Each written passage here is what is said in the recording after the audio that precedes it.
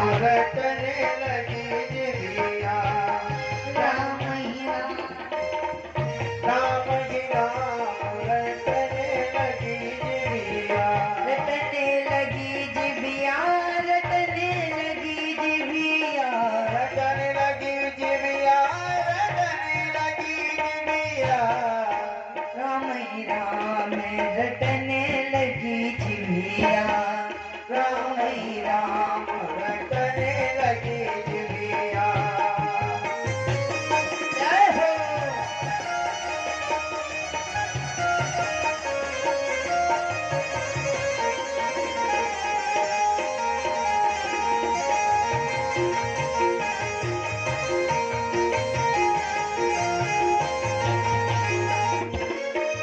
पाँव कहे कछु तीर्थ करिए, पाँव कहे कछु तीरथ करिए। पाँव कहे कछु तीर्थ करिए। पाँव कहे कछु तीरथ करिए। हाथ कहे कछु कर लो दान, रटने लगी जिभिया।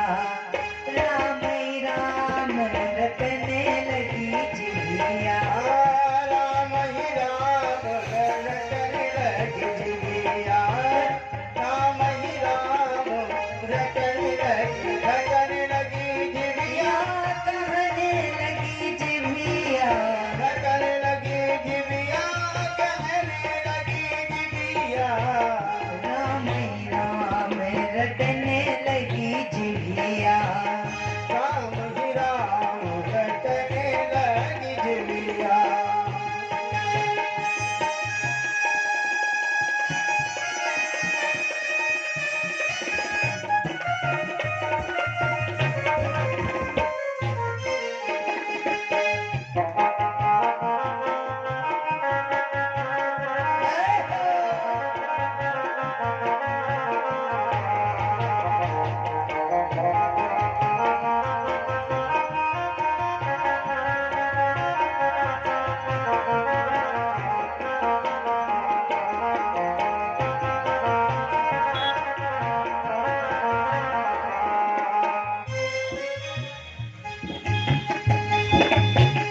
जीव कहे कछु कीर्तन करिए।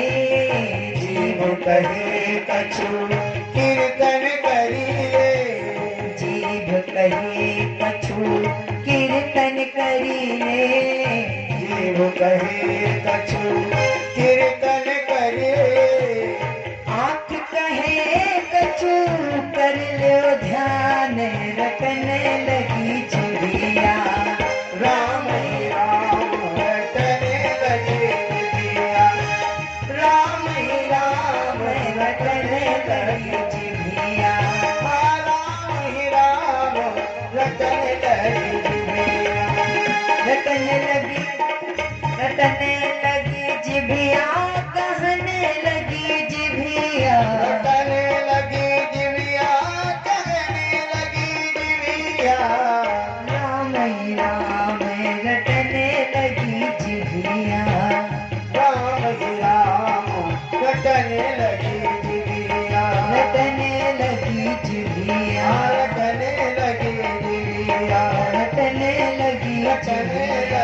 रटने लगी जिभिया। रटने लगी जिभिया। बोलिए राघवेंद्र सरकार की, जय कृष्ण कन्हैया लाल की, जय श्रीमद् भागवत महापुराण की, जय श्री राधा रानी सरकार की। जय। आइए हम सभी अपने मन को एकाग्र करें और प्रयास करें कि जो मार्ग हमारे कल्याण के लिए सुगम हो, सरल हो, सुलभ हो, उस मार्ग पर हम चलें। भगवान का ध्यान करते हुए सदैव प्रयास करते रहना चाहिए। ये सप्ताह यहाँ प्रारंभ हुआ, विराम हो जाएगा, लेकिन अगर हमारे विचार नहीं बदले तो ऐसे हजारों सप्ताह होते रहेंगे, लेकिन हमारे अंदर परिवर्तन नहीं हो सकता जब तक हम स्वयं बदलने का प्रयास नहीं करेंगे। हमें ऐसा कोई पैदा नहीं हुआ जो हमें बदल सके। हमारी स्वयं की धारणा, स्वयं की इच्छा शक्ति ही हमें बदल सकती है। तो हम क्या प्रयास करेंगे कि परमात्मा के चरणों में अपने मन को लगा दें। क्यों? क्योंकि भगवान कहते हैं कि संसार में रहकर कोई भी कर्म करो, संसारियों को कर्म से प्रसन्न करो, लेकिन हमें मन से प्रसन्न करो, कीर्तन करके, ध्यान करके। तो सभी भगवान का ध्यान करते हुए सप्तम दिवस की कथा को श्रवण करेंगे, जिससे हमारा कल्याण हो। कल की कथा में हमने दर्शन भी किया और श्रवण भी किया। क्या दर्शन लाभ भी लिया और श्रवण लाभ भी लिया। भगवान का सुंदर विवाह हुआ और भगवान का विवाह संस्कार होने के बाद द्वारिका में सब प्रजा प्रसन्न चित्त से रहने लगी। अभी तक तो भगवान अकेले थे, अब बोले अपनी प्रियाजू के साथ सुंदर लीलाएं करने लगे। सभी के मन को मोहने वाली लीलाएं करने लगे और सब प्रसन्न होकर के भगवान श्रीहरि और माता लक्ष्मी स्वरूपा कृष्ण रुक्मणी की सुंदर झांकी का, दिव्य झांकी का रोज दर्शन करते, दर्शन लाभ लेते। द्वारिका के सिंहासन पर विराजमान है दिव्य शक्ति के साथ द्वारकाधीश महाराज। सब दर्शन करते, सबकी कामनाएं पूरी होती। अब यहाँ पर सुखदेव जी ने परीक्षित जी से कहा, बोले अब आगे की अनन्य कथाओं का यहाँ पर वर्णन किया गया है। बोले मैया रुक्मणी के साथ भगवान का विवाह हो गया। अब बोले और अन्य विवाहों की कथा यहाँ पर सुखदेव जी परीक्षित जी को श्रवण कराने लगे। यहाँ पर परीक्षित जी से सुखदेव जी ने कहा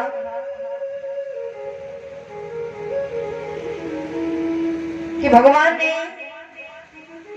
भक्तों की कामना को लेकर, भक्तों की श्रद्धा को लेकर, भक्तों के भाव को लेकर ये लीलाएं की थी। विवाह भी लीला थी, ना कि कोई गृहस्थी बसाने का उपाय। ये भी भगवान की लीला थी जो उन्होंने ललित लीला की है। ललित लीला किसे कहते हैं? बोले ललित लीला कहते हैं जिसमें सबको शामिल करके कोई लीला की जाती है। तो ऐसी लीला को भगवान पूर्ण कर रहे हैं। अब यहाँ पर बोले उसके पहले एक बड़ी सुंदर घटना घटी। बोले कौन सी घटना? बोले उस कथा को सुनाने के पहले एक बड़ी सुंदर एक कथा आती है। बोले इस कथा को परीक्षित जी बड़े भाव से, बड़े चाव से श्रवण कीजिए। बोले कौन सी कथा? तो यहाँ पर बोले कामस्तु वासुदेवासो दग्ध प्रागरुद्रमन्युना देहोपपत्तये भूया तमेव प्रत्यपद्यता। बोले भगवान का विवाह भी हुआ और भगवान के एक पुत्र भी हुआ। बोले जो पुत्र हुआ उसका नाम है प्रद्युम्न।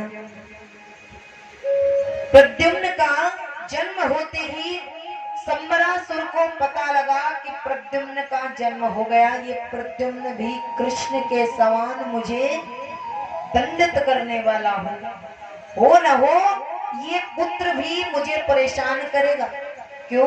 क्योंकि बोले कृष्ण का पुत्र है।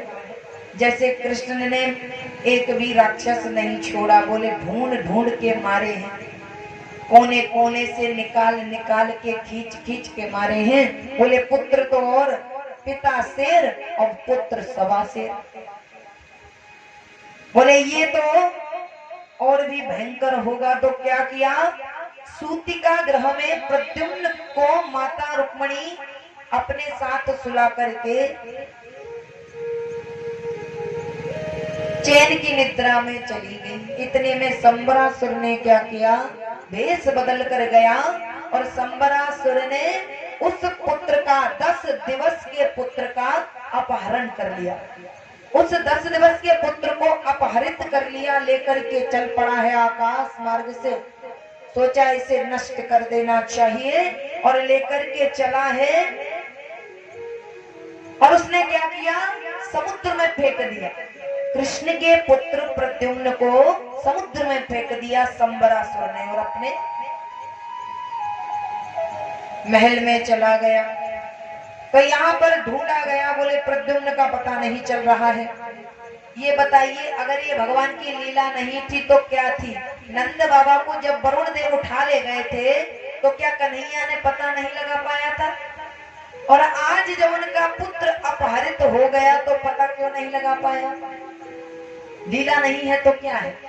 भगवान का पुत्र गायब हो गया। भगवान जो 3 दिन के थे तब पूतना को मार डाले, 6 दिन के थे तो सकट भंजन को मार डाले, तृणावर्त को मार डाले, और बोले कुबेर के पुत्र नलकूबर और मणिग्रीव जो कि यमलार्जुन के वृक्ष बनकर खड़े थे उनका उद्धार कर दिया नन्हे से कृष्ण ने। प्रलंबासुर, धैनुकासुर, वत्सासुर, अगासुर, बकासुर और धेनुकासुर ऐसे भयंकर भयंकर दैत्यों को मार डाला जब नन्हे से थे। और तो और बोले 7 बरस का बालक गोवर्धन पर्वत को कनिष्का पर उठा करके 7 दिन तक खड़ा रहा। ऐसे बोले कृष्ण को क्या पता नहीं होगा कि मेरा बालक कहाँ है, कौन उठाकर ले गया? लेकिन ये तो केवल और केवल लीला मात्र थी। तो यहाँ पर बोले संबरासुर उठा ले गया, समुद्र में फेंक दिया। समुद्र में एक बड़े मच्छ ने उस बालक को निगल लिया, बड़े मच्छ ने निगल लिया। मछुआरे आए, छोटी छोटी मछलियों को पकड़ा, साथ में उस बड़े मच्छ को भी पकड़ लिया जिसने कृष्ण के बालक को निगल लिया था। और उन सब मच्छ को और मछलियों को पकड़ करके कहां ले गए? बोले संबरासुर के रसोई में। लीला देखिए, जो फेंक कर गया है उसी की रसोई में वो बालक पहुंच गया।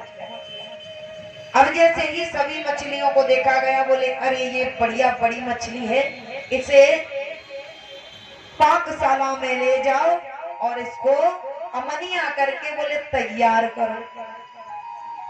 जैसे ही वो बड़ा मच्छ ले जाया गया और मच्छ को लेकर के काटा गया, तो संबरासुर की रसोई में एक स्त्री रहती थी जिसका नाम था मायावती। तो मायावती रसोई पकाती थी और चावल और दाल बनाती थी। तो चावल और दाल पसंद था संबरासुर को। किसके हाथ का? बोले मायावती के हाथ का। तो उसने क्या किया, रसोई तैयार करने के लिए जैसे ही मछली को काटा गया, अमनिया किया गया, तो देखा जीवित बालक उसके पेट से निकला। महल में हाहाकार मच गया। बोले देखो तो मछली के पेट से मनुष्य का बालक निकला है, वो भी जीवित। तो यहाँ पर संबरासुर को पता चला, और देखो उसकी मूर्खता, तामसी प्रवृत्ति है, बुद्धि काम कैसे करे। बोले तामसी प्रवृत्ति ज्ञान को खा जाती है, ज्ञान को तामसी प्रवृत्ति खा जाती है। इसीलिए कहा जाता है अपनी वृत्ति को, प्रवृत्ति को, अपने रहन सहन को, हर चीज को सात्विक बनाइए। जो भी ज्ञान होगा, जो भी ज्ञान प्राप्त होगा, सात्विक प्रवृत्ति बचाकर रखेगी। जैसे बैंक में पैसा डालते हो, बढ़ता है घटता नहीं है। और बोले ऐसा काम कौन करेगी? बोले सात्विक प्रवृत्ति। और बोले तामसी प्रवृत्ति ज्ञान को खाना शुरू कर देती है। तो यहाँ पर तामसी प्रवृत्ति का राक्षस पहचान ही नहीं पाया। ये बालक को मैं समुद्र में फेंक कर आया था, मूर्खता देखो। बोले अरे मायावती, तुम्हारे कोई संतान नहीं है, ऐसा करो इस बालक को तुम पालो, तुम अपने पास रख लो, तुम इसका पालन पोषण करो। अब मायावती को वो बालक दे दिया गया। मायावती पालन पोषण कर दी, पालन पोषण करने लगी। अब यहाँ पर क्या हुआ? बोले वो बालक पूर्णिमा के चंद्रमा के समान बढ़ने लगा। बालक ज्यों ज्यों बढ़ता जा रहा है त्यों त्यों मायावती देख रही है। एक दिन क्या हुआ, मायावती को पता नहीं था कि ये बालक है कौन। तो मायावती को बताया किसने? बोले नारद मुनि ने बताया कि देवी इन्हें जानती हो, ये कौन है? बोले नहीं। नारद ने कहा ये कौन है, हम तुम्हें याद दिलाते हैं। बोले कामदेव का नाम सुना है? कामदेव का नाम सुना है क्या? नहीं। बोले पूर्व जन्म में तुम रति थी और ये कामदेव थे, और ये पहुंचे देवताओं के कहने पर भगवान शंकर की समाधि तोड़ने के लिए। क्यों? क्योंकि माता पार्वती तपस्या कर रही थी, नारद जी के कहने पर तपस्या कर रही थी। तो ये पहुंचे भगवान शंकर की समाधि तोड़ने के लिए। तो बोले जब सेवती सर नयन उघारा, जब सेवती सरी नैन उघारा, चितवत काम भयउ जल छाया, चितवत काम भयो जल छारा, जब सेवती सर नयन उघारा, जब सेवती सरी नैन उघारा, चितवत काम भयो जल छाया। बोले ये पहुंचे समाधि तोड़ने के लिए भगवान शंकर की। अपने फूलों से बने धनुष को उठाया और 5 बाण हैं कामदेव के पास, सम्मोहन आदि 5 बाण हैं। एक साथ संधान किया और छोड़ दिया भगवान शंकर के वक्षस्थल पर। जब लगा भगवान शंकर की समाधि टूटी, चारों तरफ देखा कि ये दुस्साहस किया किसने, ये इतनी हिम्मत थी किसकी। चारों तरफ देखा कोई दिखाई ना पड़ा। तो देखा कैलाश पर आम का वृक्ष लगा है, आम के पत्तों के बीच में कामदेव छुपा बैठा है। भगवान शंकर ने देखा तो क्रोध आ गया कि तेरी इतनी हिम्मत। क्रोध आ गया, अपना तीसरा नेत्र खोल दिए। तो तीसरे नेत्र की ज्वाला में, अग्नि में जल करके काम भस्म हो गया, राख बन गया। तो रति को पता चला, कामदेव की पत्नी रति को जैसे ही पता चला तो उसी समय कामदेव की पत्नी दौड़ी दौड़ी आई, भगवान शंकर के चरणों में गिर पड़ी। प्रभु ये आपने क्या किया? आप तो संसार को सुहाग देने वाले हैं, आपने तो मेरा सुहाग ही छीन लिया। ये सब हुआ कैसे? क्या किया आपने? ये अपने अपने स्वामी के बिना कैसे रहूं? ये बताइए, मैं रहूं तो रहूं कैसे? स्त्री स्वामी के बिना संसार में शोभा नहीं पाती है। भगवान शंकर ने कहा देवी क्या ये शरीर तुम्हारा पति था? अगर ये शरीर तुम्हारा पति था तो जाओ, तुम्हारे पति की राख वो पड़ी है, उठा लो जाकर। और अगर इसी शरीर को तुम पति कहती हो तो राख उठा लो। और अगर तुम अपने पति को आत्मा समझती हो तो मैं तुम्हारे पति को वरदान देता हूँ कि तुम्हारा पति एक नहीं, अब संसार के 4 प्रकार के जीवों में दिखाई देगा। तुम जहां देखोगी तुम्हें काम दिखाई देगा। बोले स्वेदज, अंडज, उद्भिज और जरायुज। जरायुज कहते हैं जो माँ के गर्भ से उत्पन्न होते हैं 9 माह बाद।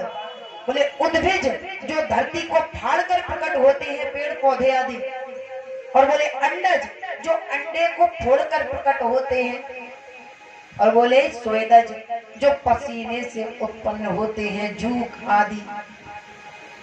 तो बोले तुम सभी जीवों के अंदर अपने पति का दर्शन करोगी। अब ये बताओ, तुम इस एक शरीर को पति मानकर खुश हो या जहां देखो वहां तुम्हें अपने पति का दर्शन हो उसके लिए तुम खुश हो? रति प्रसन्न हो गई। बोले आज से तुम्हारे पति का एक और नाम हो गया अन अंग।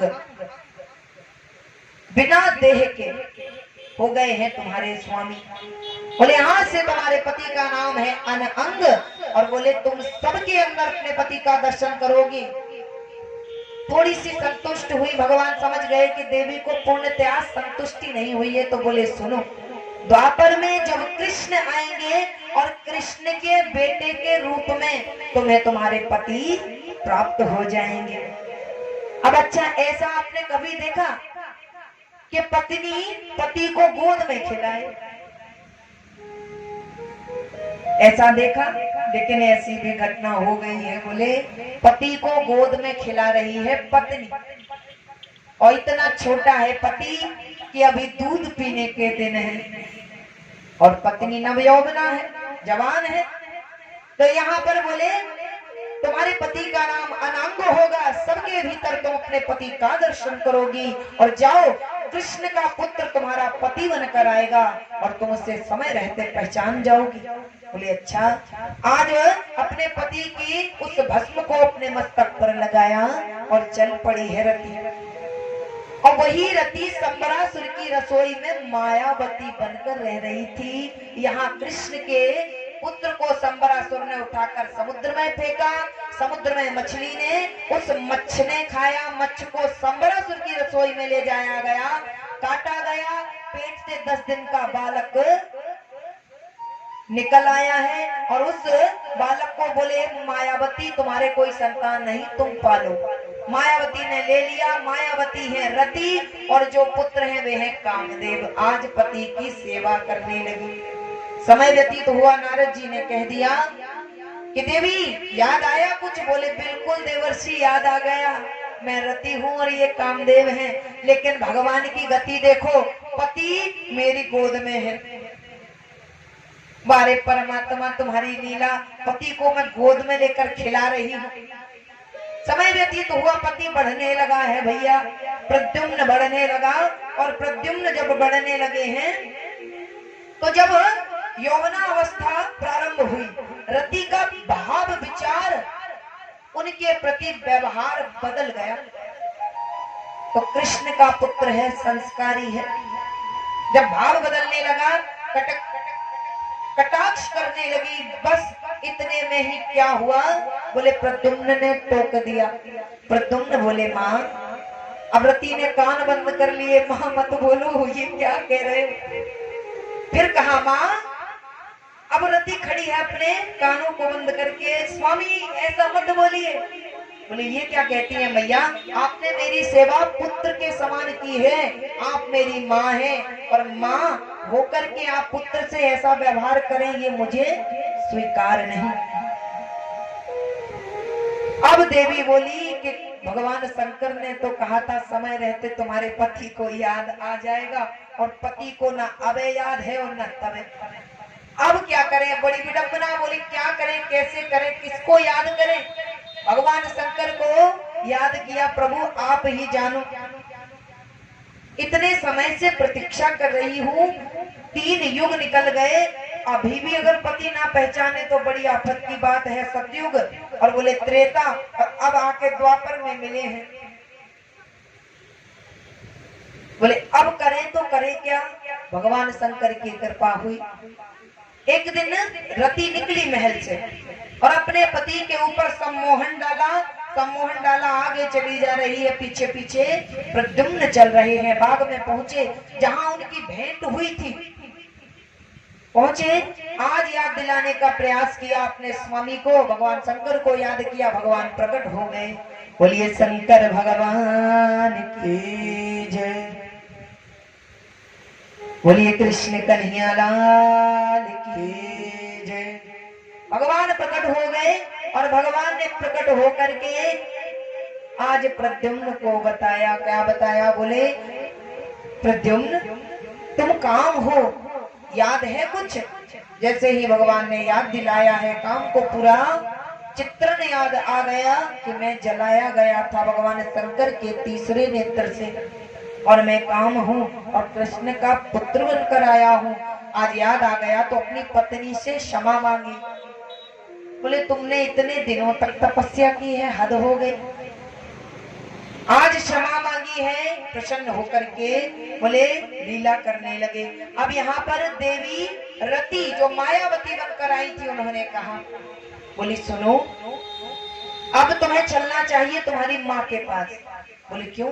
बोले तुम्हारी माँ ने जब तुम 10 दिन के थे तब तुम्हें खो दिया था। कितने दिन के थे? बोले जब तुम 10 दिन के थे तब तुम्हारी माँ के पास से ये राक्षस सूतिका ग्रह से तुम्हें उठा लाया था। तो हमें लगता है कि हम तो संतुष्ट हो गए, आपने हमें प्रसन्न कर दिया। अब समय है आपकी माता को प्रसन्न करने का, आपकी माता रुक्मिणी। तो हमें लगता है आपको चलना चाहिए। आज लेकर के चली है और उस मायावती के पास दिव्य शक्तियां थी, विद्याएं थी। अपने पति को संबरासुर को मारने की विद्या दे दी। मायावती उड़ना जानती थी, अपने पति को भी वो शिक्षा दे दी और चली है कहाँ? बोली पहले ये राक्षस है जिसने आपको समुद्र में फेंका था, चलो उसका उद्धार करो। अपने पति को लेकर चली है, संबरासुर को ललकारा। जैसे ही प्रद्युम्न ने और जैसे ही ललकारा है, आज तो क्या हुआ? बोले संबरासुर क्रोध से भरा हुआ तिलमिलाता हुआ बाहर आया और कहने लगा तुझे तो मैंने तभी मार दिया था, तू आया कहां से? बोले वो सब छोड़, मेरे साथ युद्ध कर। अरे दुष्ट, तुझे तो मार देना चाहिए था। आज दोनों के बीच युद्ध हुआ और संबरासुर के वरदान के अनुसार कि कृष्ण के पुत्र के हाथों मेरी मृत्यु हो, आज प्रद्युम्न ने उस संबरासुर को मार डाला और चल पड़े हैं द्वारिका में महाराज कृष्ण और महारानी रुक्मिणी से मिलने। जैसे ही रुक्मिणी के द्वार पर पहुंचे हैं, द्वार पर पहुंच करके खड़े हुए, सामने से माता रुक्मिणी आई।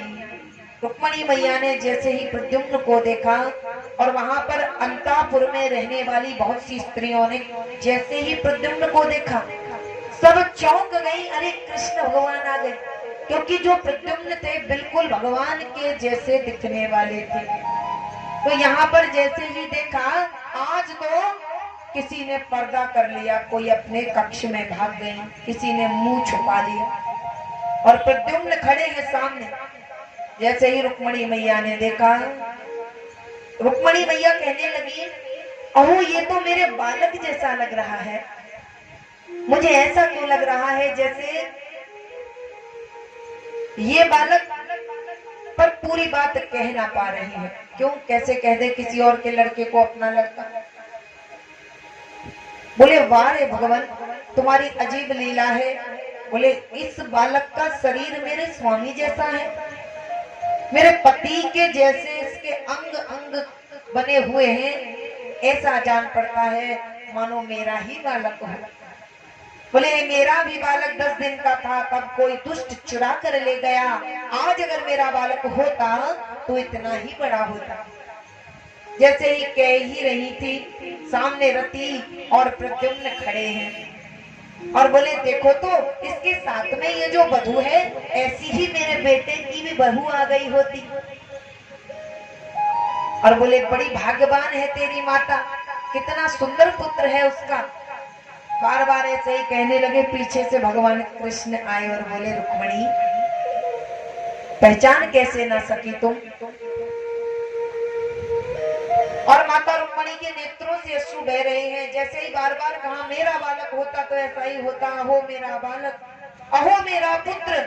आज जैसे ही रोने लगी तो भगवान की इच्छा से माता रुक्मिणी के स्तन से दूध बहने लगा। माता ने दौड़कर हाथ पकड़ लिया कि हो ना हो ये मेरा ही बालक है, क्योंकि मैं झूठ समझ सकती हूँ पर परमात्मा और प्रकृति कभी झूठ नहीं बोलती। प्रकृति का नियम। बोले स्तन से दूध बहना कोई मजाक नहीं है। बोले आज मेरे समझ में आ गया ये मेरा बालक है। पकड़ा अपने बालक को। भगवान ने पीछे से आकर कहा देवी ये तुम्हारा ही बालक है, इसे ही तो हरण करके संबरासुर ले गया था। इतने में ही नारायण नारायण गाते हुए नारद जी चले आए। और नारद जी जब चले आए हैं नारायण नारायण गाते हुए, तो बोले प्रभु माता पहचान नहीं पा रही है, ये बालक इनका द्वार पर आ गया जैसे किसी भिखारी को धन का खजाना मिल जाए। बोले ऐसे ही माता रुक्मिणी को उनका पुत्र प्राप्त हो गया। हृदय से लगाया, सभी आकर के प्रद्युम्न को गले लगाने लगे। भाग्य की बात है, बोले बड़ा होने के बाद इन्हें वापस पुत्र प्राप्त हो गया। बोलिए कृष्ण कन्हैया लाल की जय। श्री राधा रानी सरकार की जय। अब यहाँ पर बोले भगवान के अन्य विवाहों की कथा आई है। शुक्राचार्य जी ने परीक्षित जी से कहा, सत्राजिता स्वतनया कृष्णाय कृतकिल्मिषः स्यमन्तकेन मणिना स्वयं मुद्दं दत्तवान्। बोले भगवान कृष्ण के चाचा का नाम था सत्राजित। भगवान सूर्य की आराधना करके एक मणि प्राप्त की थी। भगवान सूर्य को प्रसन्न किया तो भगवान सूर्य ने प्रसन्न होकर के एक मणि का दान किया और बोले मित्र बना लिया। बोले मणि का दान किया। उस मणि की एक विशेषता थी कि रोज पूजा करते समय वह मणि 8 बार सोना देती थी रोज। बोले 8 बार सोना देती थी पूजा करने के बाद। तो सत्राजित प्रसन्न होकर के उस सोने को अपने पास एकत्रित करता। एक दिन उसने सोचा, अगर कोई भी हो ऐसा, कोई नई वस्तु लेकर आए, किसी ने घड़ी खरीदी हो, तो जब तक वो आपको घड़ी दिखा नहीं देगा उसके पेट में पानी नहीं पचेगा। अगर घड़ी लाया होगा तो उसने जिस हाथ में पहनी होगी वो बार बार उसे टटोल टटोल कर बात करेगा। अच्छा कितने बजे जाना है कथा में, कितने बजे जाना है, चाहे टाइम देखना हो या ना देखना हो 50 बार देखेगा। और अगर कोई माता ने हार बनवाया हो तो बार बार लॉकेट को सीधा करेगी। नहीं, हम तो गए थे कल, कथा बहुत देर में विराम हुई थी, आज जाएंगे देखो 6 बजे तक जाएंगे, देखते हैं कितने बजे कथा शुरू होती है। कैसे भी सामने वाली स्त्री की नजर पड़ जाए, जब तक वो कहना दे अरे वाह सोना तो बहुत महंगा हो गया, आपने ये कब बनवाया, तब तक वो टटोलती रहेगी, अरे सुनो तुम आ जाना, और यहीं से अपन कथा सुनने चलेंगे। तब तक वो टटोलती रहेगी। आज सत्राजित ने सोचा कि क्यों ना इस मणि को कृष्ण को दिखाना चाहिए। कृष्ण बड़े महाराज बनते हैं और देखो मेरे पास भी कितनी बढ़िया मणि है जो 8 बार रोज सोना देती है। आज उस मणि को गले में धारण किया और महाराज कृष्ण के पास पहुंच गया।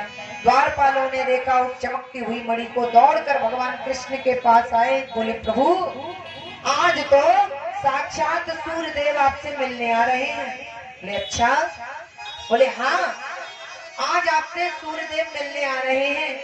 भगवान ने जैसे ही देखा बोले ये सूर्यदेव नहीं मेरे चाचा है। बोले अच्छा तो ये चमक कैसी? बोले मेरे चाचा हैं, ये मणि की चमक है जो उन्होंने सूर्यदेव से प्राप्त की है और सूर्यदेव उनके परम मित्र हैं। बोले ऐसे में सूर्यदेव के द्वारा प्राप्त मणि को दिखाने के लिए वो आ रहे हैं। जैसे ही देखा है तो बोले खड़े होकर के स्वागत किया आपने काकाश्री का। काकाश्री कैसे हो? सब बढ़िया है? बोले बढ़िया है। तो आज भगवान कृष्ण ने मजाक मजाक में कह दिया क्या? बोले इतना सोना देती है, इतने सोने का तुम करोगे क्या? इस मणि को राजकोष में जमा करा दो, ये सोना देती रहेगी और प्रजा का पालन होता रहेगा। आज जैसे ही कहा है भगवान ने तो भैया सत्राजित तो झल्ला उठा। अरे ऐसे कैसे दे दो? ये कोई बात हुई? मैंने मेहनत से कमाया है, मैंने तपस्या की है, तब जाकर के मुझे ये मणि प्राप्त हुई है, मैं ऐसे कैसे दे दूं मणि? बोले मैं नहीं दे सकता। बोले अरे दे दीजिए। जैसे ही भगवान ने मजाक किया वो तो उठ करके वहां से निकल गए। समय व्यतीत हुआ, जैसे ही महल में पहुंचा, महल में पहुंच करके उसने क्या किया, उस मणि को गले से उतारा और भगवान के मंदिर में रख दिया। जैसे ही उसने उस मणि को मंदिर में रखा और उतने में ही वहां से चला गया, उसका छोटा भाई आया। छोटे भाई ने सोचा जंगल में जा रहा हूँ शिकार करने, बढ़िया प्रकाश गले में पड़ा रहेगा, ये मणि टॉर्च का काम करे। उठा करके अपने गले में मणि पहन ली और जैसे ही मणि को अपने गले में पहना और लेकर के चल पड़ा, कहा, जंगल में। और जब जंगल में पहुंचा है तो जंगल में जाकर के उसने क्या किया, वन्य जीवों का पीछा किया। एक सिंह ने देख लिया ये चमकता हुआ क्या है, तो चमकती हुई मणि को देखकर एकदम से झपटा मारा, पंजा मारा, तो पंजा मारते ही प्रसेन के प्राण निकल गए और उसने वो मणि छीन ली। उसने जैसे ही झपटा मारा तो यहाँ प्रसेन भी मारा गया और घोड़ा भी मारा गया। अब उस मणि को सिंह लेकर चल दिया। सिंह के हाथ में वो चमकती हुई मणि सिंह के पास जब देखी है किसने, ऋक्षराज जामवंत जी ने, तो उस मणि को छीन लिया और उस सिंह को मार डाला। मणि ले जाकर के अपने बच्चों को दे दी, बच्चे मणि को लेकर खेलने लगे।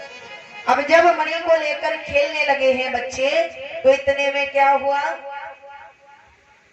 बोले यहाँ नगर में बात फैल गई। जैसे ही सत्यराजित देवालय में गया, उसने मणि ना देखी, उसे मणि प्राप्त ना हुई, तो चिल्लाने लगा, कृष्ण ने मेरी मणि चुरा ली, कृष्ण ने मेरी मणि चुरा ली। जैसे ही कहा मणि चोरी हो गई, मणि चोरी हो गई, और ये बात तो भैया हवा के जैसी पूरे में फैल गई। जैसे ही हवा के जैसी ये बात फैलने लगी, भगवान को कानों कान खबर मिली कि जो मणि चोरी हो गई है चाचा की, उसका दोष मुझे लगा है। अच्छा, भगवान को दोष क्यों लगा? बोले भगवान को दोष इसलिए लगा, भादों के महीने में कृष्ण पक्ष की चौथ का चंद्रमा दर्शन करने से कलंक लग जाता है। आपके यहाँ भी माना जाता होगा। तो बोले चंद्रमा का दर्शन नहीं किया जाता। भगवान कृष्ण को सूचना दी नारद जी ने कि हे नारद मुनि, देखो चौथ के चंद्रमा का दर्शन ना करना, नहीं तो कलंक लग जाएगा। भगवान ने कहा बिल्कुल ठीक है, हे नारद जी हम नहीं दर्शन करेंगे। और बोले दर्शन ना करना, कलंक लग जाएगा। ये बात जैसे ही भगवान से कही, भगवान ने दर्शन नहीं किया। लेकिन जब संध्या का समय हुआ तो भगवान को अपनी श्यामा गाय का दूध बड़ा प्यारा लगता था। तो यहाँ वे क्या करते थे, बोले इसमें दोहन करके दूध पान किया करते थे। नारद जी की बात को याद रखते हुए वे गौशाला में पहुंचे और श्यामा गाय का दूध दोहने के लिए चांदी का पात्र लेकर चले। कहां? गौशाला, दूध दोहने के लिए। तो उन्होंने चंद्रमा को तो नहीं देखा, लेकिन जैसे ही दूध दोहन के लिए बैठे तो उस दूध दोहन करने वाले उस पात्र में चंद्रमा का दर्शन हो गया। और जैसे ही चंद्रमा का दर्शन हुआ, भगवान को कलंक लग गया। अब भगवान को कलंक लग गया, भगवान के चाचा श्री कहने लगे कृष्ण ने हमसे मांगी थी मणि, हमने नहीं दी, वैसे भी बचपन से ही चोर है।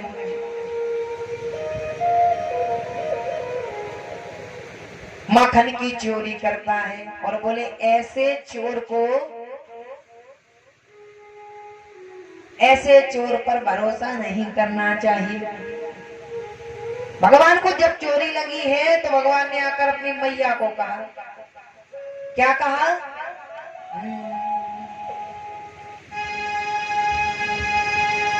सुनरी मैया मोरी, सुनरी मैया मोरी, करी न माखन चोरी, झूठो दोष लगायो मुझको चोर बतायो, झूठे दोष लगायो, मुझको चोर बतायो, कौन जन्म को मुझसे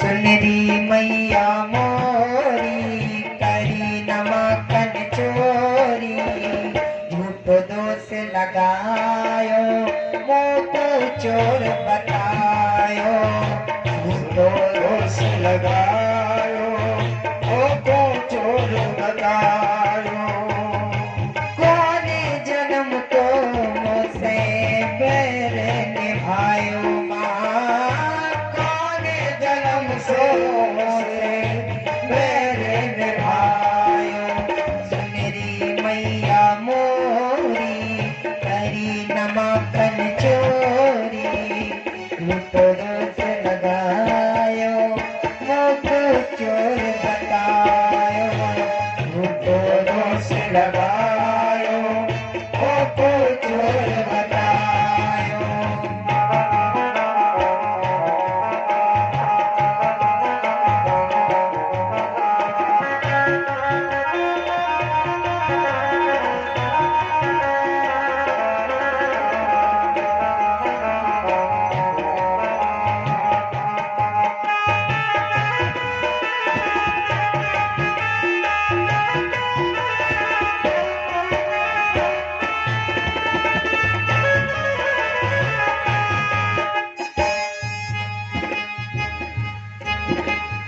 कभी ये मुझसे कहती है तू देवकी को जायो है, कभी ये मुझसे कहती है तू देवकी को जायोगे, कभी ये मुझसे कहती है तू देवकी को जायो है, कभी ये मुझसे कहती है तू देवकी को जायोगे, मथुरा में तूने जन्म लियो, गोकुल में कैसे आयो है, मथुरा में तूने जन्म लियो, गोकुल में कैसे आयोगे, मथुरा में तूने जन्म लियो, गोकुल में कैसे आयो है, मथुरा में तूने जन्म लियो, गोकुल में कैसे आयोगे, मैया सतावे मोहे गाँव की गोरी माँ, मैया सतावे मोगे गाँव की गोरी, सुनरी मैया मोरी करी नमकन चोरी, झूठ दोष लगायो, मोको चोर बतायो, झूठो दोष लगायो, मोको चोर बतायो, कौन जन्म को मुझसे मेरे निभायो माँ, कौन जन्म से होके मेरे निभायो, सुनरी मैया मोरी मैया मोरे करी न मैंने छोड़े, झूठ दोष लगायो,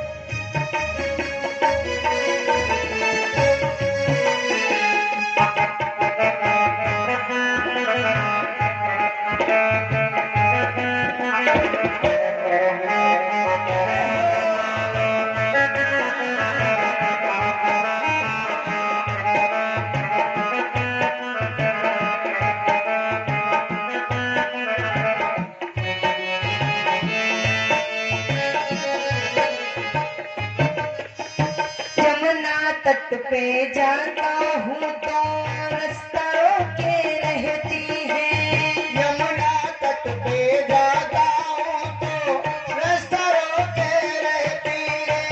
यमुना तट पे जाता हूँ तो रास्ता रोके रहती है। यमुना तट पे जाता हूँ तो रास्ता रोके रहती है। कभी सताती कभी रुलाती जाने क्या क्या कहती है। कभी सताती कभी रुलाती जाने क्या क्या कहती है। कभी सताती कभी रुलाती जाने क्या क्या कहती है। कभी सताती कभी रुलाती जाने क्या क्या कहती है। मैया यशोदा तेरी झूठी है भोरिया। मैया यशोदा तेरी झूठी है भोरे। सुनरी मैया मोरी करी नवाकन चोरी। झूठ दोष लगायो मोटो चोर बतायो। झूठो दोष लगायो मोको चोर बतायो। कौन जन्म को मोते बैर निभायो माँ। कौन जन्म पे मोटे बैर निभायो। सुनरी मैया मोरी करी न मैंने चोरी दोष लगायो मुझको शर्मा।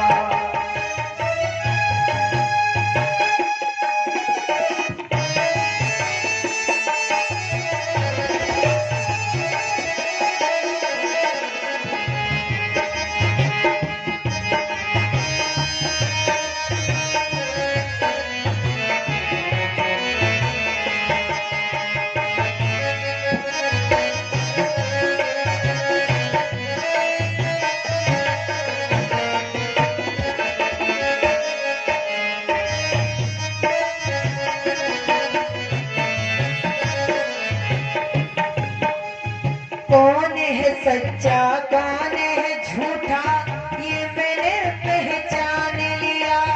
कौन है सच्चा कौन है झूठा ये मैंने पहचान लिया।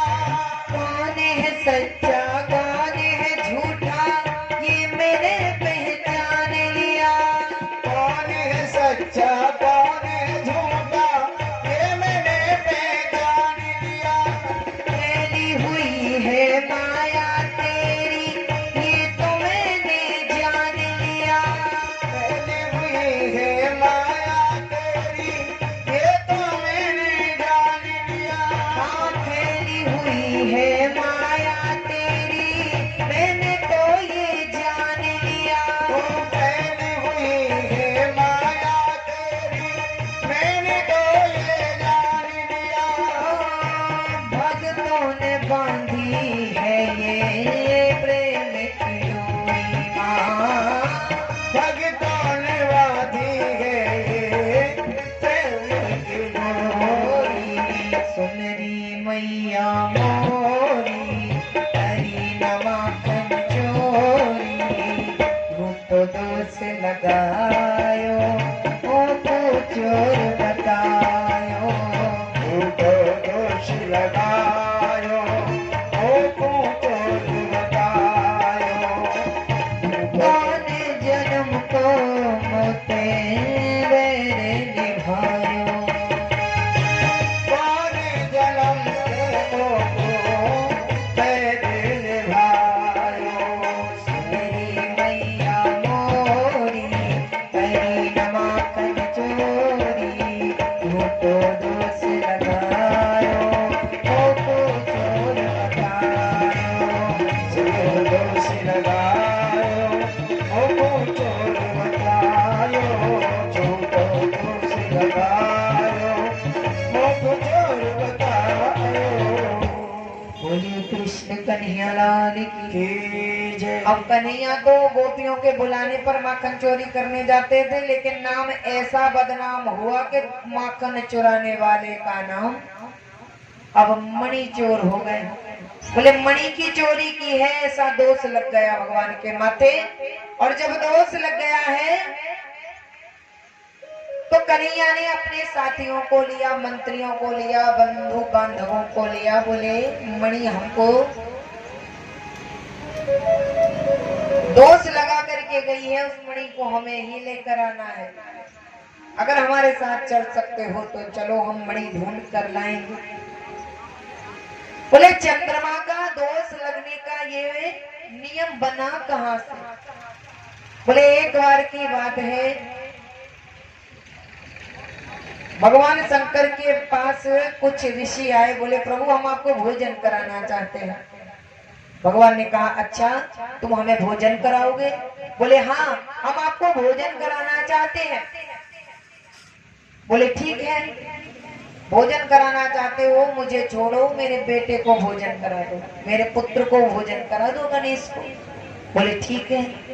तो बोले मैं अपने बेटे को समय बता दो, उसी समय पर भेज दूंगा। तो आज गणेश जी गए ऋषियों के यहाँ भोजन करने। बढ़िया सुंदर पकवान रखे थे, और पकवान रखे थे तो चकाचक भोजन पाया। खूब पेट भर के भोजन किया तो पेट बाहर निकल आया। जब लौट रहे थे तो चंद्रमा ने देखा, और चंद्रमा ने देख करके भगवान गणेश की हंसी उड़ा दी। हंसी उड़ा दी, और चंद्रमा ने जब हंसी उड़ाई है तो गणेश जी को क्रोध आ गया, तो वे उल्टी सीधी कहने लगे। चंद्रमा से जब सहन ना हुआ तो चंद्रमा ने अपनी बकरी दृष्टि, टेढ़ी दृष्टि गणेश जी के ऊपर डाल दी। और जैसे ही बकरी दृष्टि डाली है गणेश जी के ऊपर, तो गणेश जी का पेट फट गया, और सारा पकवान जो खाए थे वो बाहर निकल आया। जब बाहर निकल आया है तो माता पार्वती को पता चला कि मेरे पुत्र के साथ चंद्रमा ने ये सब किया है। माता पार्वती दौड़ी दौड़ी आई और आकर के बोली ये अपराध क्यों किया तुमने? चंद्रमा सामने हाथ जोड़कर खड़ा है। माता ने क्रोध में आकर कह दिया चंद्रमा मैं तुम्हें श्राप देती हूँ, तुम्हें अपने स्वरूप का, सुंदरता का घमंड है, तुम्हें अपनी चमक पर अभिमान है, घमंड है, तो जाओ मैं तुम्हें श्राप देती हूँ कि तुम्हारी ये चमक चली जाएगी। बोले तुम्हारी ये चमक चली जाएगी। जब श्राप दिया है तो उसी समय चंद्रमा काला हो गया। चंद्रमा रो करके माता जगत जननी भवानी के चरणों में गिर पड़ा, और जैसे ही भवानी के चरणों में चंद्रमा गिरा है उसी समय माता से क्षमा मांगने लगा। अपराध हो गया मैया, आप तो जगत की माता हैं, करुणा की प्रतिमूर्ति हैं, आप हमें क्षमा कर दीजिए। चरणों को पकड़ लिया तो माता को दया आ गई। माता ने कहा देखो श्राप तो वापस नहीं होगा, लेकिन एक काम हो सकता है, तुम्हारी जो चमक चली गई है और चमक जाते ही चंद्रमा अमावस का चंद्रमा बन गया। तो बोले जैसे ही अमावस होते ही पूर्णिमा आने के लिए प्रतिपदा आएगी, बोले तुम्हारी चमक बढ़ती जाएगी लेकिन दाग नहीं जाएगा, बोले तुम्हारी चमक बढ़ती जाएगी। और एक और श्राप क्या दिया था? बोले जो भी, पहले तो तुम काले हो जाओगे, और जो भी तुम्हारा दर्शन करेगा कब? बोले भादों के महीने में कृष्ण पक्ष के चतुर्थी को जो भी दर्शन करेगा उसे कलंक लग जाएगा। जैसे ही श्राप दिया है चंद्रमा को और बाद में संशोधन भी कर दिया, तो आज चंद्रमा प्रसन्न हो गए और तभी से सबको श्राप लगने लगा, यानी कि कलंक लगने लगा। चंद्रमा को जो श्राप लगा वो कलंक में सब में बटने लगा। जो भी चंद्रमा का दर्शन करे उसको कलंक लग जाए। अब यहाँ पर बोले सबको श्राप बटने लगा कलंक के रूप में। एक दिन क्या हुआ, ऋषि पत्नियां यज्ञ कर रही थी अपने पतियों के साथ, और जब यज्ञ कर रही थी उसी समय उन्होंने जल के पात्र में चंद्रमा को देखा, और जब चंद्रमा को देखा तो चंद्रमा को देखकर उन्हें भी कलंक लग गया। अब जब उन्हें कलंक लगा तो कैसे कलंक लगा? बोले अग्निदेव उनके ऊपर मोहित हो गए। और अग्निदेव जब उनके ऊपर मोहित हो गए, अग्निदेव को लगा कितनी सुंदर स्वरूपवान ये ऋषि पत्नियां हैं, अगर ये हमें प्राप्त हो जाए। और फिर तुरंत ही उसी क्षण विचार आया, अरे अगर मैंने ऐसा विचार बनाया भी है तो ऋषि तो मुझे जलाकर, जो पूजा करते हैं वही ऋषि मुझे नष्ट होने का श्राप दे देंगे। तो अग्निदेव उस कुंड से भाग गए। और जब अग्निदेव उस कुंड से भागे हैं तो फिर क्या हुआ, बोले भाग गए तो यहाँ पर ऋषियों ने देखा कि अग्निदेव कहाँ गए।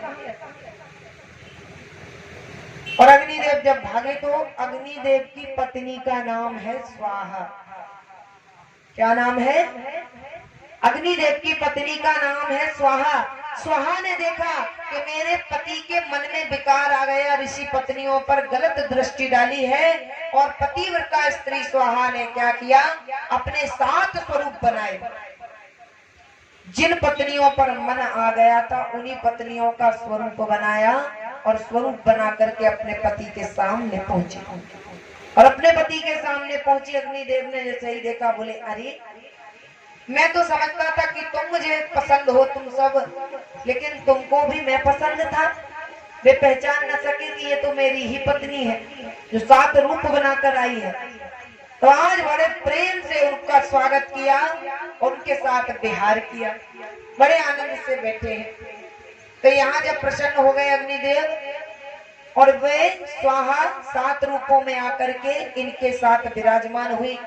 अब जब अग्नि कुंड से अग्नि गायब होते ही देखी ऋषि जो यज्ञ कर रहे थे, उन सभी ऋषियों ने जैसे ही देखा अग्निदेव कहाँ गए, तो ध्यान धर के देखा। जैसे ही ध्यान धर के देखा तो अपनी पत्नियों के साथ अग्निदेव को देख लिया। कलंक लगता है तब ऐसे लगता है। उनकी पत्नियां अंदर हैं, लेकिन उन अग्निदेव की पत्नी स्वाहा ने रूप बनाया ऋषि पत्नियों का और पहुंच गई। और यहाँ जब ऋषियों ने ध्यान धर के देखा तो बोले मेरी पत्नियां अग्निदेव के साथ क्या कर रही हैं। तुरंत कमंडल से जल निकाला, बोले श्राप दे देंगे। पत्नियों को जैसे ही पता चला कि हमें श्राप देने वाले हैं हमारे पति, तो दौड़ी, स्वामी हम तो यहाँ हैं। बोले तुम अग्निदेव के साथ थी। बोले ऐसा नहीं है, हम आपके अलावा, आपके चरणों के अलावा किसी दूसरे पुरुष के बारे में सोच भी नहीं सकते। आप ये कैसे कह रहे हो कि हम उन ऋषियों के साथ थी? ऐसा नहीं है। आज ऋषि बोले नहीं, हम श्राप देंगे, हम तुमको त्यागते हैं। अब जैसे ही श्राप देने लगे हैं, श्राप देने के लिए कमंडल से जल निकाला और बोले परित्याग कर दिया। देवियां रो करके माता पार्वती के पास पहुंची और माता पार्वती से बोली, हे जगत जननी, हे भवानी, हे अम्बा, आपने ये क्या किया? उनके चरणों में प्रार्थना करते हुए बोली, हम तो आपके लिए यज्ञ कर रहे थे, आपको प्रसाद खिलाने के लिए कि आप कभी आकर के हमारा भोग लगाएं। एक दिन तो मेरे घर आ जाइयो, आ जाइयो, हमरा भी भोग लगा जाइयो, मैया हमरा भी भोग लगा जाइयो, या हमरा भी भोग लगा जाइयो।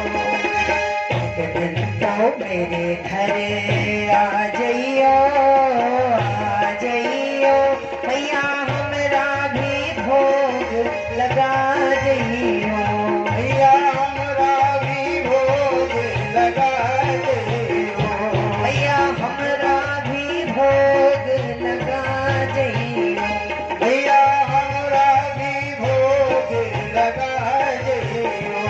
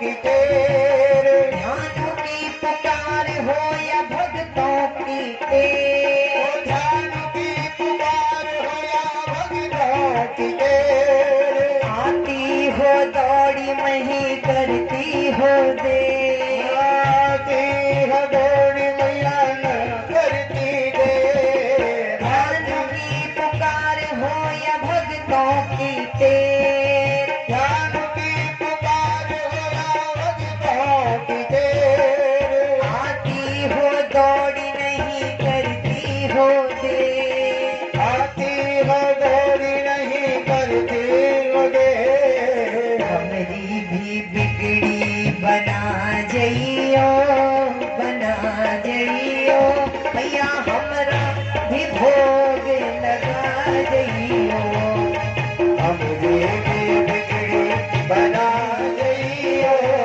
बना जइयो, हमरो भी भोग लगा जइयो, भैया हमरो भी भोग लगा जइयो, हमरो भी भोग लगा जइयो।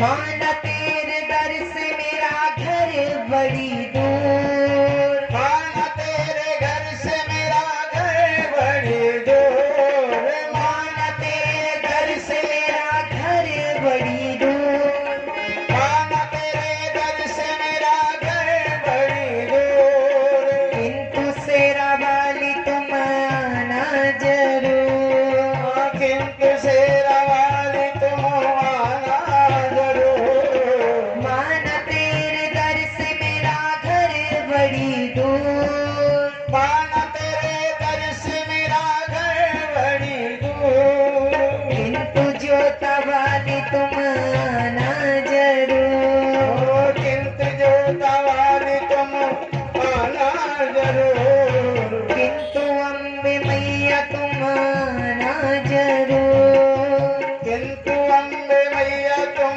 आना जरूर, हृदय की पीड़ा मिटा जइयो, मिटा जइयो, हमरा भी भोग लगा जइयो, मैया हमरा भी भोग लगा जइयो, मेरे रात मेरे घर आ जइयो, आ जइयो, मेरे घर भोग लगा जइयो।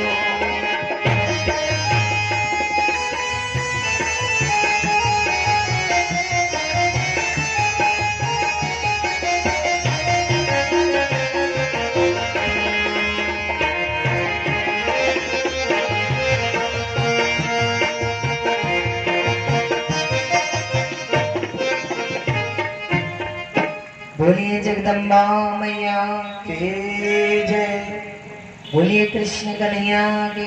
जय। अब यहाँ पर जब माता के चरणों में उन ऋषि पत्नियों ने प्रार्थना की, मैया प्रसन्न हो गई और बोली कि इसमें कुछ संशोधन कर देते हैं। बोले जिनको कलंक लग जाए उन्हें क्या करना चाहिए? बोले कलंक मिट जाएगा। अगर वे भादव महीने के कृष्ण पक्ष की चौथ का चंद्रमा देख लें, बोले तो दोष मिटाने के लिए उन्हें क्या करना है? बोले गणेश जी को लाल सिंदूर चढ़ाना है और बोले अक्षत यानी चावल चढ़ाने हैं। अक्षत शब्द और नाम में ही अर्थ छुपा है। अक्षत जो टूटे ना हो ऐसे चावल बोले भगवान गणेश को चढ़ाने हैं। लाल सिंदूर चढ़ाना है और क्या करना है? बोले स्यमंतक मणि की कथा सुननी है। भगवान को जो स्यमंतक मणि की चोरी लगी, बोले ऐसे स्यमंतक मणि की जो कथा सुनेंगे तो बोले उनको मणि चोरी का कलंक नहीं लगेगा, और अगर लग भी गया, बोले चंद्रमा को देखने का कलंक नहीं लगेगा और ना ही किसी चोरी का कलंक लगेगा। बोले अगर स्यमंतक मणि की कथा सुनी, गणेश जी को लाल सिंदूर और चावल चढ़ाए, मैया से वरदान पाकर के ऋषि पत्नियां लौट आई, और बोले कुंड में अग्निदेव भी लौट आए थे, तो ऋषियों का यज्ञ पूरा हो गया।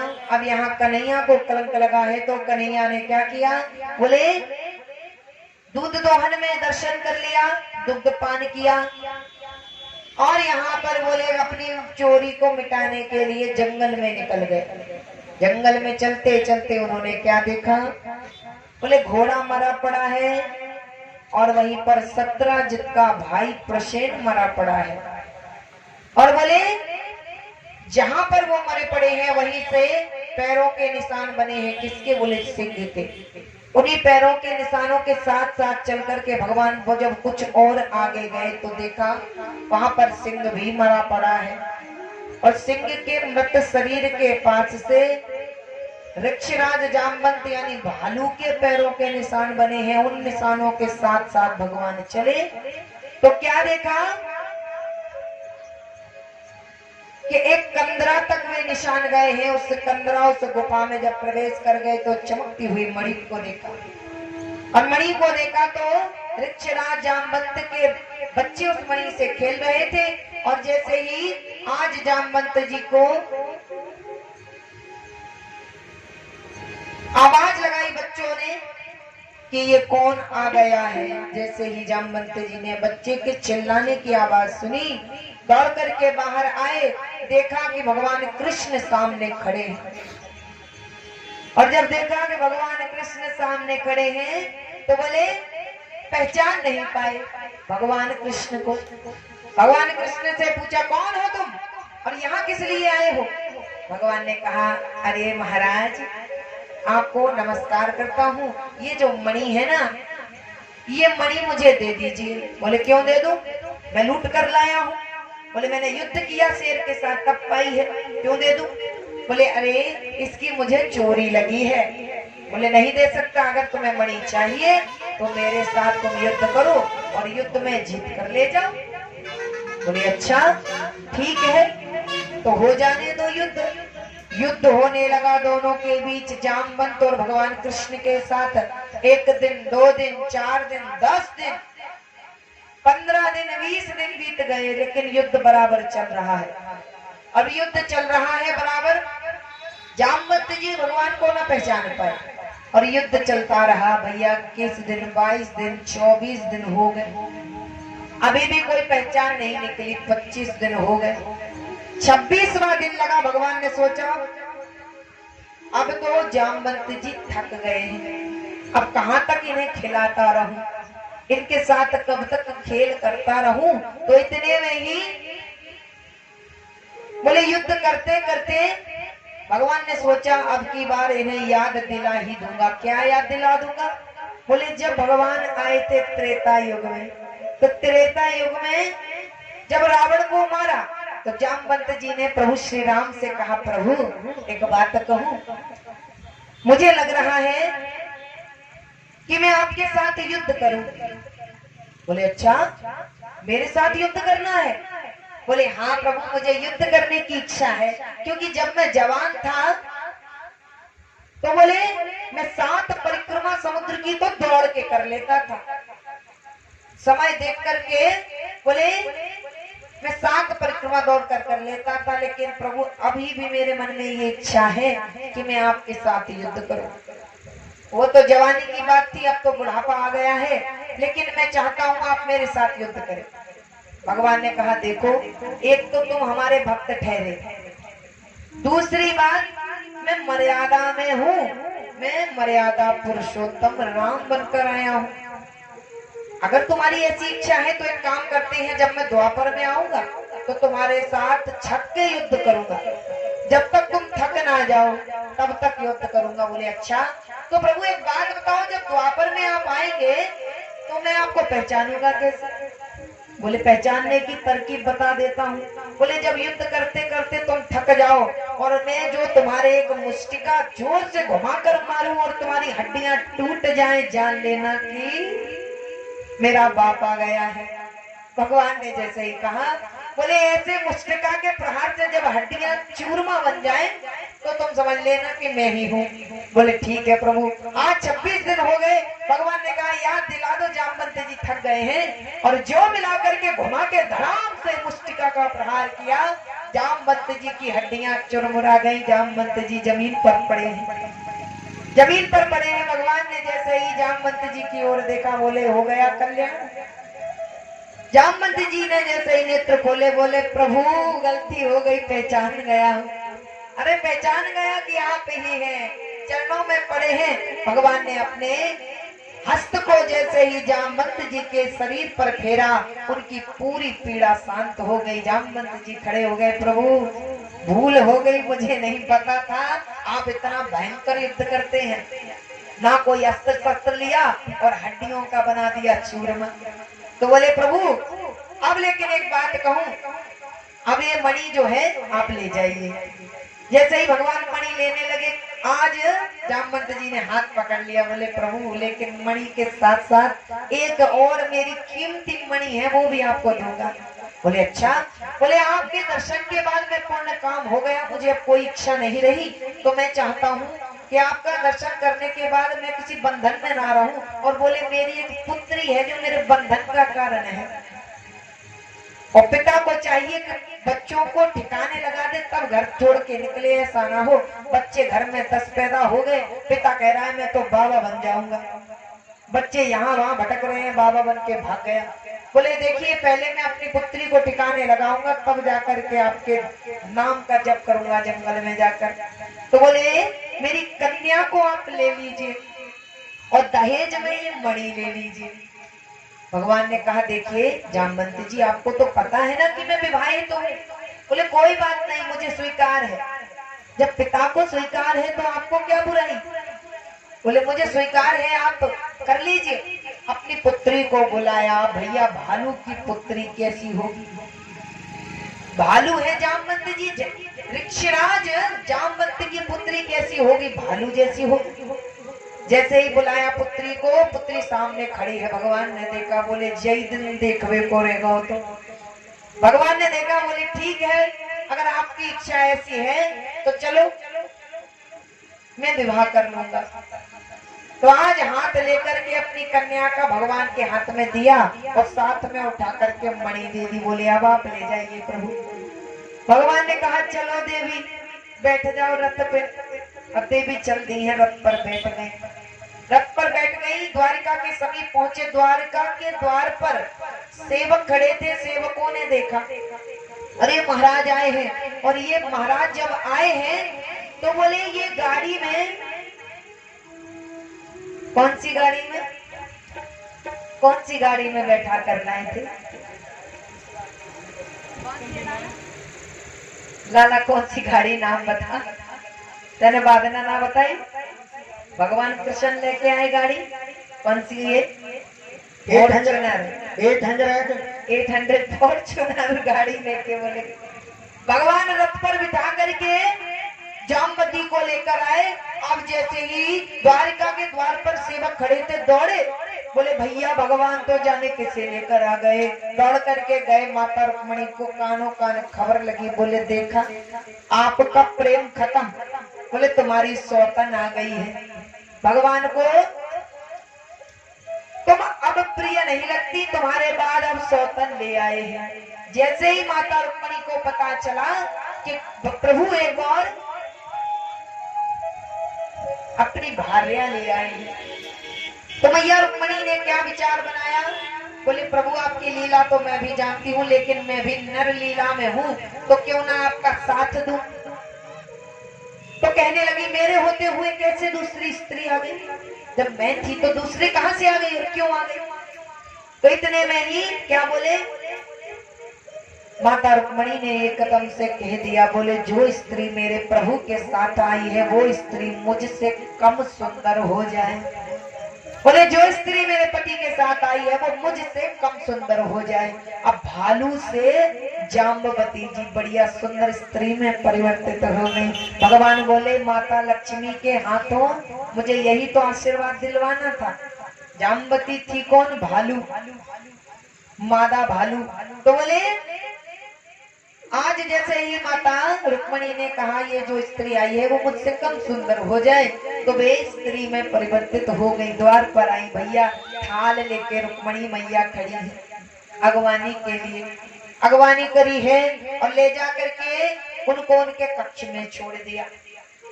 अब भगवान के साथ हास परिहास करने लगे सभी। अब भगवान राजसभा में पहुंचे और बोले सुनो हमारे काका श्री को जल्दी बुलाओ और ये मणि उनको दे दो। इस मणि के चक्कर में तो हमारो दूसरो ब्याह है गो, दूसरो ब्याह है गो। अब तो भैया जल्दी बुलाओ तो अपनी मणि ले जाएं। तो भैया उनके काका श्री आए हैं। अब काका श्री शर्मिंदा होके खड़े हैं, अपने नेत्र झुकाकर खड़े हैं। बोले अब क्या करूं, मैंने तो कन्हैया को यानी महाराज द्वारकाधीश को झूठा कलंक लगाया, मैं अपराधी हूँ, दोषी हूँ। तो इतने में आकर प्रार्थना करने लगे, प्रभु मैं आपको कैसे मनाऊं, कैसे क्षमा मांगू, किस मुख से क्षमा मांगू, मैंने तो अपराध कर दिया, अब आपसे क्षमा मांगू तो कैसे मांगू, बड़ी भूल हो गई। तो बोले अब ये प्रायश्चित का समय है, तो एक काम करता हूँ, प्रायश्चित में मेरी एक कन्या है, मैं आपको अर्पित करना चाहता हूँ और ये मणि आप ही रखिए। बोले हमें अब मणि नहीं चाहिए, इस मणि के चक्कर में तो मैं दोबारा ब्याह करना पड़ा, मुझे नहीं चाहिए। बोले ले दीजिए प्रभु, ये तो मैं दहेज में दे रहा हूँ। और इतने में अपनी पुत्री सत्यभामा को बुलाया, बोले बचपन से आपसे प्रेम करती है। भगवान बोले मैंने 2 ब्याह है गए। बोले कोई बात नहीं, हमें स्वीकार है। भगवान को सत्यभामा भी दे दी। भगवान के अब हो गए 3 विवाह। बोलिए कृष्ण कन्हैया लाल की जय। अब भगवान के 4थे विवाह की तैयारी चलने लगी। भगवान द्वारकाधीश महाराज बैठे हैं, संसार का कल्याण करने के लिए, जैसे संसार का कल्याण करने के लिए ये शारदीय नवरात्रि आई है, जिसमें माता जगत जननी हमारे कल्याण के लिए हमारे बीच में विराजमान है, जिनके सानिध्य में हम आनंद भी पा रहे हैं और परमानंद भी पा रहे हैं। तो बोले ये शारदीय नवरात्रि क्यों पड़ी? बोले शरद ऋतु में आने के कारण इनका नाम शारदीय नवरात्रि पड़ा। और ये नवरात्रि पितरों के बाद आती है कि पितरों को भोजन पानी करा करके आपने जब वापस भेजा, तो बोले बाद में अगर कोई भी पुण्य में कमी रह गई तो बोले ये नवरात्रि उस पुण्य की पूर्ति कर देती है, त्रुटि को दूर कर देती है। बोले इसीलिए ये पितरों के बाद आती है। और यहाँ पर बोले कन्या भोज का बड़ा सुंदर विधान है नवरात्रि में। तो यहाँ देवी भागवत में लिखा है, जब रावण को मारने के लिए प्रभु श्री राम जा रहे थे, जब रावण को मारने के लिए प्रभु श्री राम जा रहे थे, तो जगत जननी माँ भवानी का व्रत किया। नवरात्रि तब से प्रारंभ हुई। 9 दिन का व्रत प्रभु श्री राम ने किया था और 9 दिन का व्रत करने के बाद उन्होंने 9 दिनों तक निराहार रह करके देवी की आराधना की और 9 कन्याओं को जिमाया। तब जाकर के माता ने प्रकट होकर के कहा प्रभु श्री राम से कि जैसा आप चाहेंगे आपके अंदर ही मैं प्रभु विराजमान हूँ शक्ति के रूप में। और बोले अगर कहा जाए देखा जाए तो माता जगत जननी माता जानकी साथ में लगी है। जो कौन है? शक्ति है। धनुष तो बोले श्री राम के हाथ में है, लेकिन शक्ति कहाँ है? साथ में लगी है, जो काम कर रही है। तो यहाँ पर बोले कन्या, बोले कैसे जमाना चाहिए, कैसी कन्याओं को जमाना चाहिए? बोले 9 वर्ष से कम आयु की कन्या हो, कन्याओं के अंग भंग ना हो, लूली लंगड़ी कानी भेड़ी ऐसी ना हो। बोले स्वरूप में सुंदर हो, 10 वर्ष से ऊपर ना हो, और बोले 1 वर्ष से नीचे ना हो। और बोले कन्याओं में पहले आवाहन करना चाहिए देवी का, और 9 देवियों के नामों का जप करते हुए कन्याओं के शरीर में माता का आवाहन करना चाहिए। और फिर ऐसा मान करके हमारे आंगन में जगत जननी भवानी आ गई हैं, ऐसा मानते हुए उनको भोजन जमाना चाहिए, फिर उनसे आशीर्वाद लेना चाहिए। बोले अपने व्रत की पूर्ति के लिए कामना करना चाहिए। और बोले इस व्रत को प्रभु श्री राम ने किया था, इसी कारण हम भी अपने कल्याण के लिए, मोक्ष की प्राप्ति के लिए जो हृदय में कामना हो उसके लिए नवरात्रि को मनाते हैं। और बोले नवरात्रि में माता से कामनाओं की पूर्ति के लिए प्रार्थना भी करते हैं। बोलिए जगत जननी मैया की जय। और ऐसे में माता की आराधना बहुत शुभ मानी जाती है। क्यों? क्योंकि समय का प्रभाव होता है। समय का प्रभाव कैसे होता है? बोले समय, स्थान और वस्तु का बड़ा प्रभाव होता है भक्ति में, ध्यान में, साधना में। बोले समय खराब हो या स्थान खराब हो या वस्तु अपवित्र हो तो बोले पूजा का फल आपको प्राप्त नहीं होगा। और वही वस्तु पवित्र है, स्थान शुद्ध है और समय शुभ है तो बोले उस वस्तु का पूरा पूरा फल, पूरा पूरा परिणाम आपके सामने दिख जाए। और इन सब में मायने रखती है श्रद्धा और भाव भक्ति। बिना श्रद्धा के तो आप कुछ भी लगा दो, पूरा होने वाला नहीं है। स्थान का बोले बड़ा प्रभाव है। बोले कुरुक्षेत्र में युद्ध होने जा रहा था। अर्जुन ने कृष्ण से पूछा, प्रभु ये बताओ युद्ध कहाँ होना चाहिए? बोले युद्ध के लिए कौन सा स्थान ठीक होगा? ये कुरुक्षेत्र तो बाद में मिला। बोले कहाँ पर युद्ध होना चाहिए? भगवान ध्यान में बैठ गए। ध्यान में बैठे हैं और ध्यान धर के देखा। क्या देखा? बोले ध्यान धर के देखा कि एक जगह पर बहुत बड़ी भूमि पड़ी है खाली, और उस भूमि पर 2 भाइयों के बीच लड़ाई हो गई। बोले भाइयों भाइयों में लड़ाई हो गई, दंगा हो गया। तो भाई भाई ने क्या किया?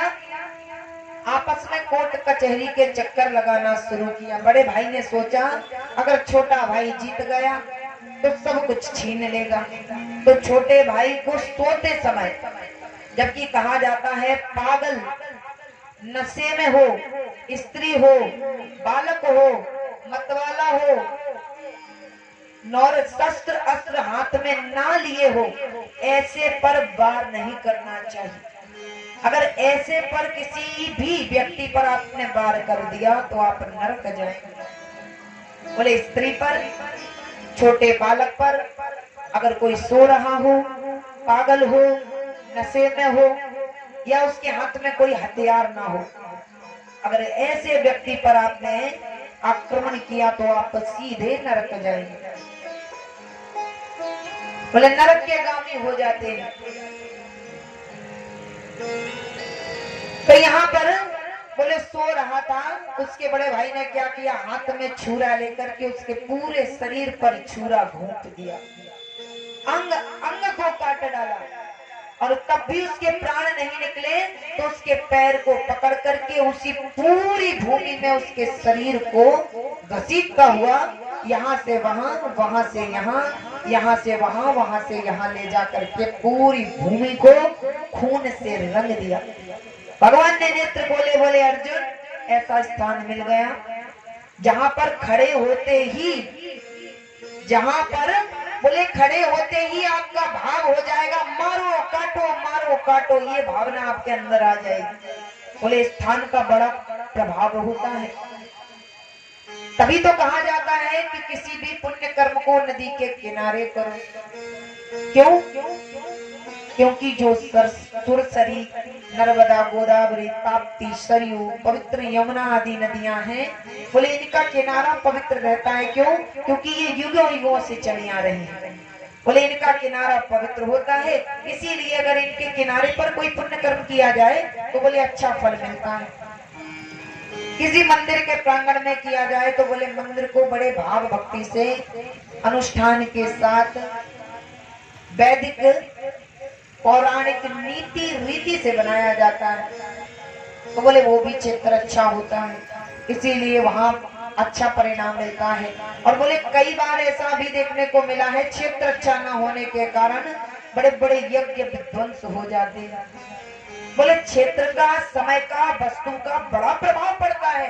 वस्तु शुद्ध होनी चाहिए, क्षेत्र पवित्र होना चाहिए और समय शुभ होना चाहिए। विशेष ध्यान रखोगे विघ्न पड़ नहीं सकता। अगर आप इन 3 चीजों का ध्यान रखेंगे तो फिर विघ्न देखने के लिए जरूरत ही नहीं रहेगी। तो आज भगवान कृष्ण ने कहा अर्जुन मिल गई जगह है युद्ध के लिए। भगवान ने दिखाई, बोले खून से भीगी भूमि है, वहां खड़े होते ही तुम्हारे मन में मारो काटो की भावना आ जाएगी। तो यहाँ कहा गया है कि क्षेत्र का बड़ा प्रभाव होता है। पवित्र क्षेत्र में अगर युग सुंदर युग यज्ञ आदि करोगे तो बोले पूर्ण होगा। आज यहाँ पर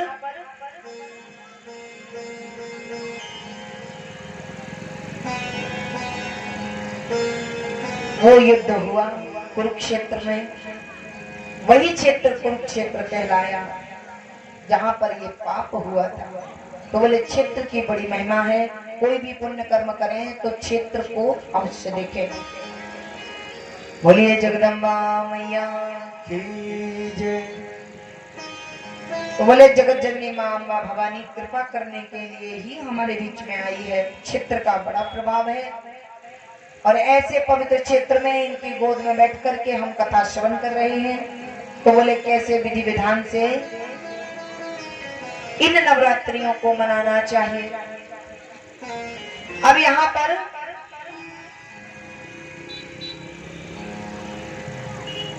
बोले अब भगवान चले हैं कहाँ, इनके चौथे विवाह की तैयारी चलने लगी।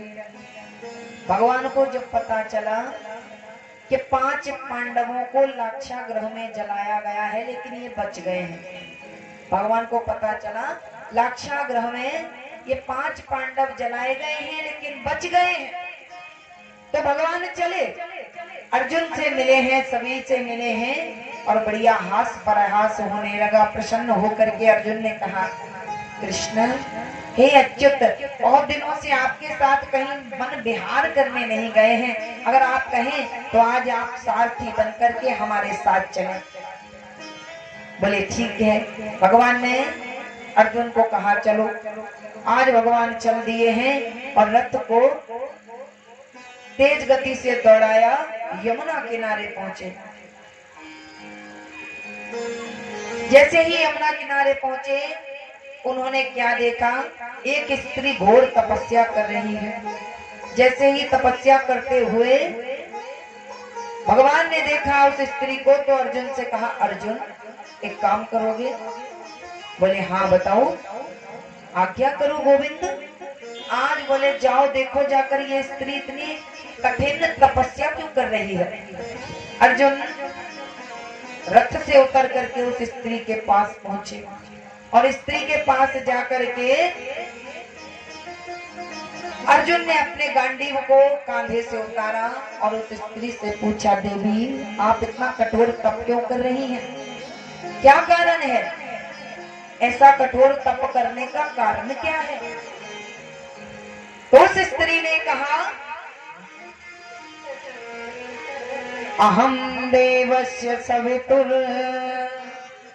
दुहिता पतिमिच्छति विष्णुं वरेण्यं वरदं तपः परममा स्थिता। बोले मैं कालिंदी हूँ, मेरा नाम है यमुना और मैं सूर्य पुत्री हूँ। तो बोले तो तप क्यों कर रही हो। बोले भगवान विष्णु को मैं वरण करना चाहती हूँ, मैं अपना पति भगवान को बनाना चाहती हूँ। अर्जुन ने अपनी खोपड़ी पीटी। बोले कोई कोई को तो एक एक विवाह के लाले पड़े हैं और कृष्ण की तो लाइन लगी है भैया। बोले 3-3 विवाह कर दिए हैं उसने। बोले मुझे कोई परवाह नहीं, मुझे तो भगवान विष्णु को ही अपना पति बनाना है।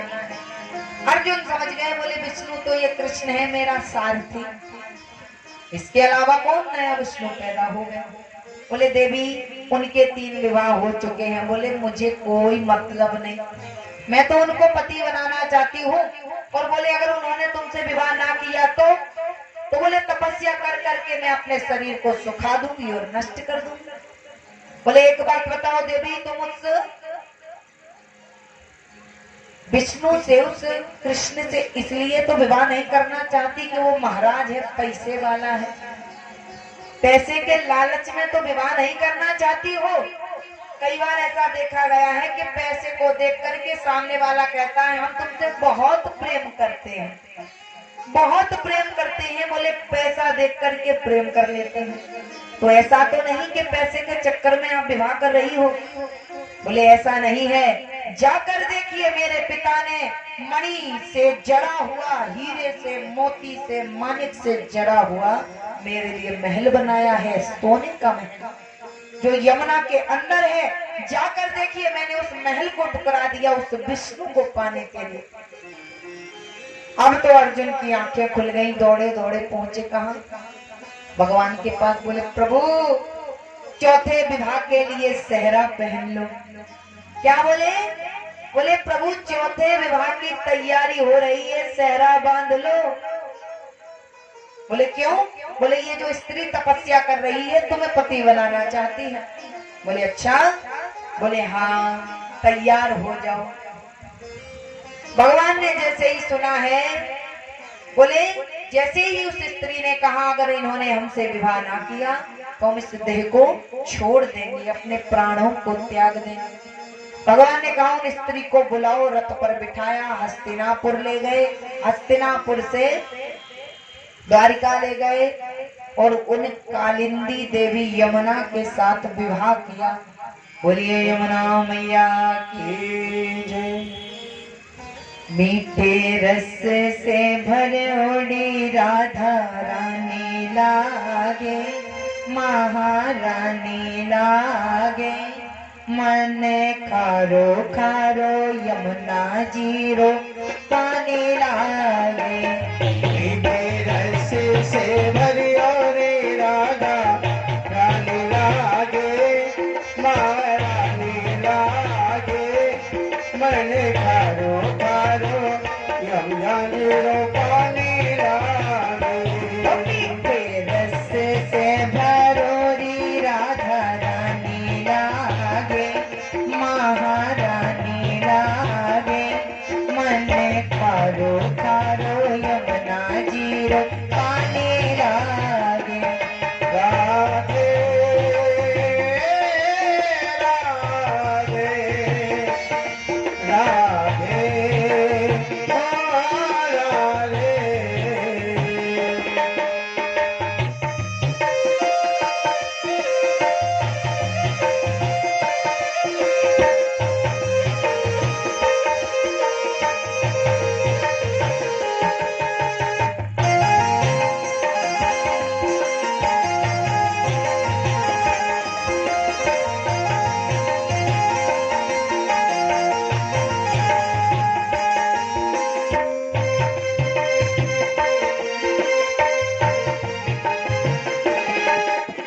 यमुना मैया कारी कारी राधा गोरी गोरी। यमुना मैया कारी कारी राधा गोरी गोरी। ओ यमुना मैया कारी कारी राधा गोरी गोरी। यमुना मैया कारी कारी राधा गोरी गोरी। वृंदावन में धूम मचाए बरसाने री छोरी।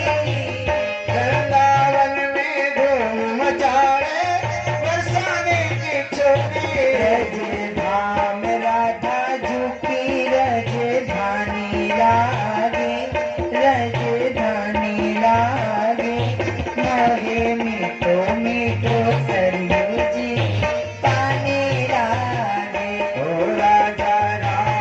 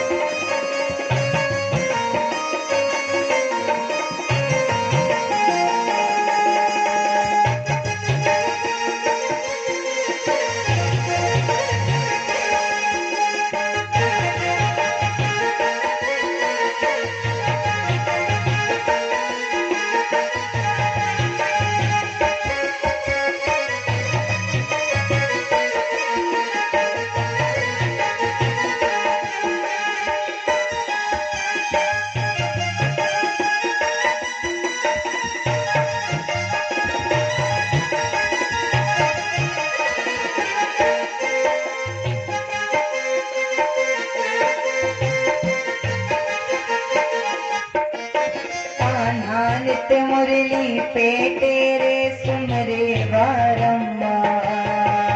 कान्हा नित्य मुरली में तेरे सुमरे बारंबार। कान्हा नित्य मुरली में तेरे सुमरे बारंबार।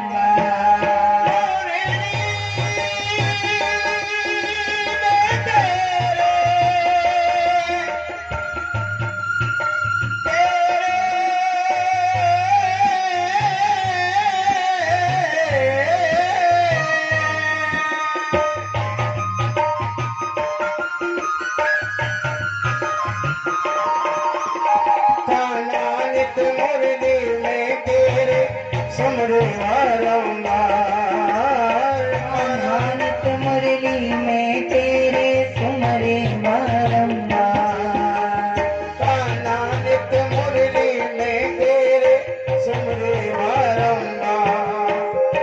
तो तीन रूप धरे मन मोहन ताऊ न पावे प्राण। तो तीन रूप धरे मन मोहन ताऊ न पावे प्राण। रज धाम रागे झुकी रज धानी रागे। रज धानी रागे मारे कारो कारो यमुना जीरो पानी रागे। ओ मनी गारो गारो यमुना जीरो पानी लागे। रस से भरोरी राधा रानी रागे। राधा रानी लागे। मनी गारो गारो यमुना जीरो पानी लागे। मनी गारो गारो यमुना जीरो पानी लागे। राधे ओ राधे। राधे ओ राधे।